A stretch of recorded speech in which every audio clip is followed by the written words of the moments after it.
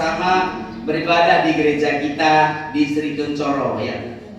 Bapak Ibu saudara yang dikasihi oleh Tuhan ya, sebenarnya hari ini adalah jadwalnya Bapak Pendeta Semi Tausita ya. Jadi sebenarnya jadwal beliau, tapi saya menggantikan karena beliau masih dalam perjalanan studi dari Semarang ya. Beliau ambil S2 dalam studi dari Semarang, dia dalam perjalanan sampai ke Bengkulu ya, naik bus ya. Jadi ya saya bersyukur dan bangga ya bisa berjumpa dengan ibu-ibu yang luar biasa, bapak-bapak yang luar biasa. Wah, saya senang sekali ya. Ya, hari ini saya senang sekali ya. Bapak Ibu, ya sebelum memulai penyampaian firman Tuhan, ya saya undang Bapak Ibu untuk salam 5 orang. Katakan, Bapak luar biasa, Tuhan memberkatimu. Coba katakan salam 5 orang. Sampaikan kepada 5 orang. Coba berdiri dari tempat duduknya. Salam 5 orang, katakan, Ibu Bapak luar biasa, Tuhan memberkatimu. Senyum Bapak Ibu, senyum. Jangan marah. Senyum, katakan senyum yang terbaik. Tuhan Yesus memberkatimu. Engkau luar biasa. Engkau alat pilihan bagi Tuhan. Ya.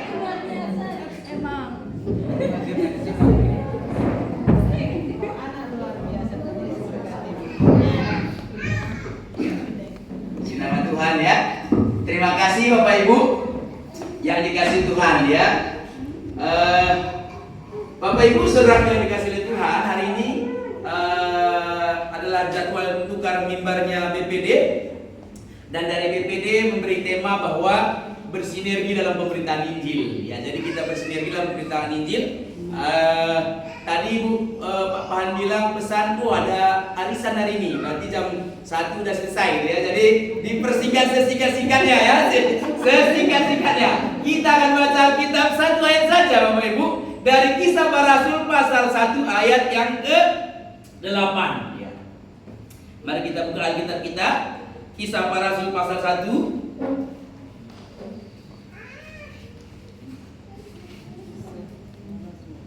Sudah dapat?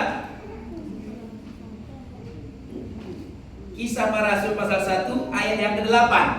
Mari kita akan baca bersama-sama. 1, 2, 3 ya.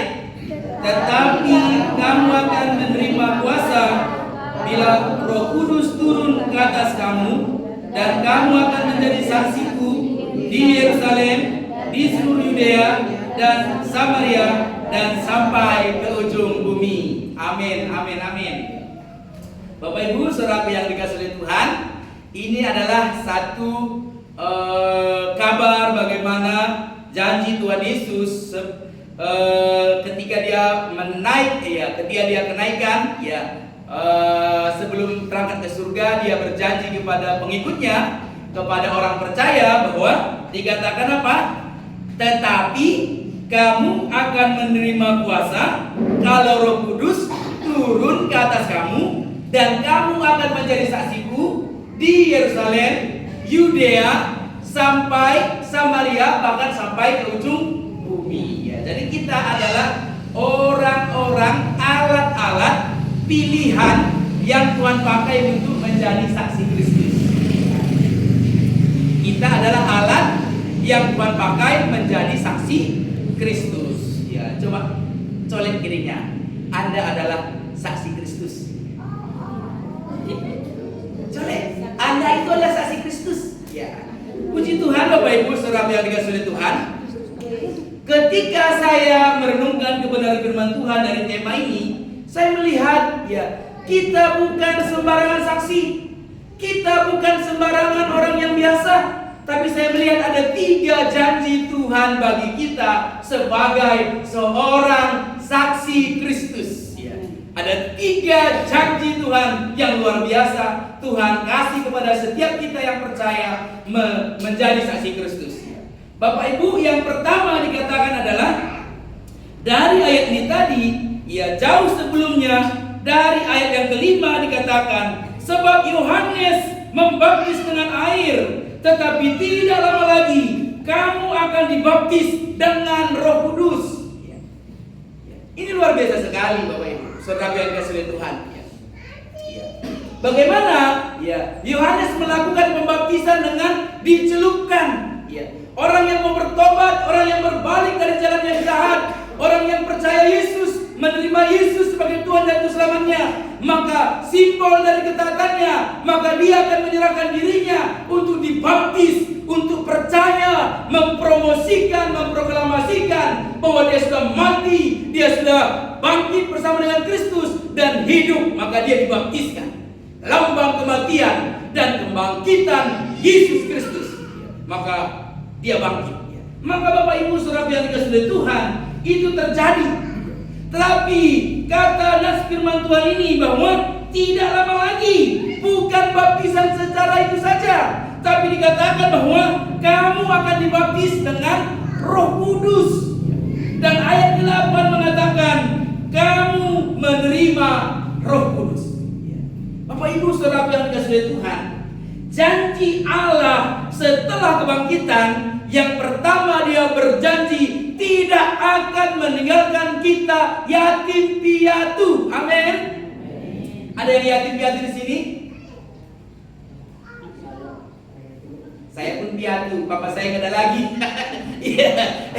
Alangkah sedihnya kalau kita menjadi yatim piatu Bapak Ibu. Tidak ada tumpuan, tidak ada tempat mengadu, tidak ada tempat berharap. Tapi Tuhan Yesus sudah berjanji kepada orang pengikutnya. Tuhan Yesus sudah berjanji kepada pengikut dia, kepada murid, dan kepada setiap kita, bahwa kita yang percaya Tuhan Yesus tidak akan yatim piatu. Katakan amin, amin. Jadi Bapak Ibu Saudara adalah orang-orang pilihan yang hebat dan dahsyat. Ya. Bapak Ibu, ya, yang pertama dikatakan, janji pertama bahwa setiap kita yang percaya, yang mengikuti Yesus, maka kita menerima janji menerima Roh Kudus. Katakan amin. Katakan kepada sampingnya, ada Roh Kudus bersamamu. Lebih kuat lagi, katakan, ada Roh Kudus bersamamu. Kamu alat pilihan. Kamu luar biasa. Amin.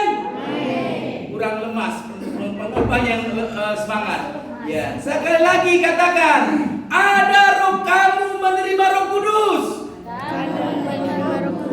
Kamu luar biasa. Amin. Lebih kuat lagi Bapak Ibu, secara emosional belum keluar. Lebih kuat lagi, katakan kamu menerima Roh Kudus. Kamu alat pilihan Tuhan. Kamu luar biasa. Amin. Sama-sama katakan dengan tangannya. Amin. Sekali lagi. Amin. Oh, ini pengkhotbah KKR Bapak Ibu. Jangan hati-hati ya. Iya. Kita menerima Yesus. Menerima Yesus sebagai Tuhan dan Juru Selamat. Maka ketika kita menerima Yesus sebagai Tuhan dan Juru Selamat, maka Tuhan Yesus diwakili Roh Kudus masuk ke dalam hati kita. Di mana Tuhan Yesus sekarang? Tuhan Yesus diwakili Roh Kudus ada di hati kita. Roh Kudus pula. Ya, Roh Kudus ada di setiap hati orang yang percaya. Di hati kita. Ya, coba lihat muka-muka kiri kanannya. Ada nggak Roh Kudus?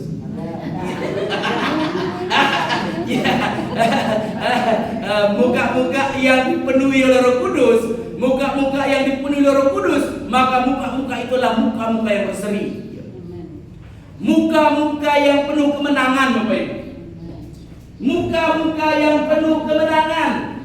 Tapi banyak orang Kristen tidak mengalami kemenangan. Kenapa? Karena kalau kita lihat dari Yohanes pasal 15, apa kata Tuhan Yesus ayat ke-5? Jikalau kamu di luar aku, kamu tidak dapat berbuah apa? Seringkali kehidupan kita tidak berbuah. Seringkali kehidupan kita tidak berbuah apa-apa karena kita di luar Bapa. Kita tidak dipimpin dan dikuasai oleh Roh Kudus. Kita dipimpin oleh diri kita sendiri. Karena kita terbatas, maka kita akan kecewa ketika kita melihat tidak sesuai dengan ekspektasi kita. Ketika kita melihat situasi keadaan tidak sesuai dengan harapan kita, maka kita kecewa. Ada yang kecewa di sini? Ada?